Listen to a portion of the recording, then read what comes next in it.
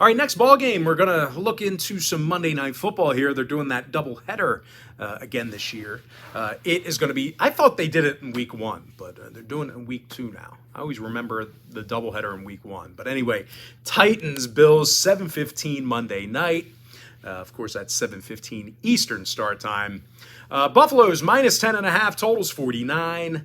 And as dominant as the Bills looked in week 1, this is a mighty big number to cover in week 2. Like, Tennessee, they're not helpless. This is a big number. They already struggled with Tennessee in recent meetings. Like, if you're into historical trends, Tennessee gives them a tough time. They actually took the loss in 7 out of their last 10 ball games against Tennessee.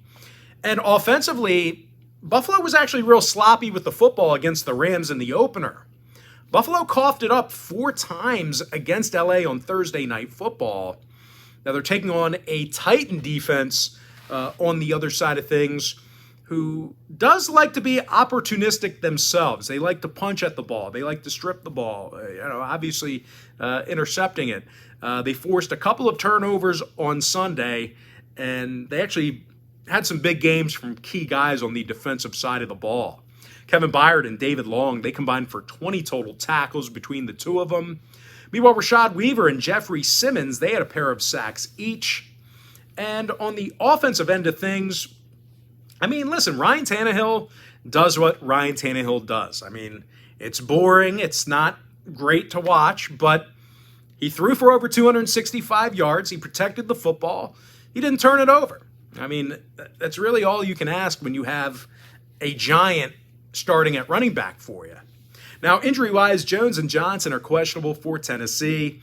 Meanwhile, for Buffalo, Lawson, Oliver Doyle, Morris, and Shakir are questionable for them. When it comes to the total, both teams saw their openers stay under the line. I'm going to lean toward Tennessee plus 10.5, keeping this one close, and the under 49. And with that, guys, we're going to jump into our next and final breakdown for the video. It is going to be Vikings taking on the Eagles, 8:30 p.m. East. Now, Philadelphia's minus 3, totals 51.5. Now, I don't see the Birds playing that bad of defense against Minnesota this week. Pretty easy to get lazy when you're up double digits most of the game against a team like Detroit. I don't think we're going to see a similar performance. Having said that, though, I do have some concerns about this rush defense. They did allow over 180 yards on the ground against Detroit. Detroit is like not a prolific offensive team. So that was definitely concerning. And aside from the X's and the O's, the Birds really haven't been a great covering team. They actually failed to cover in their last 4 straight, if you take a look at last year. And they went just 2-6 against the spread in their last 8. Now, they're taking on a Minnesota club who loves to throw it around.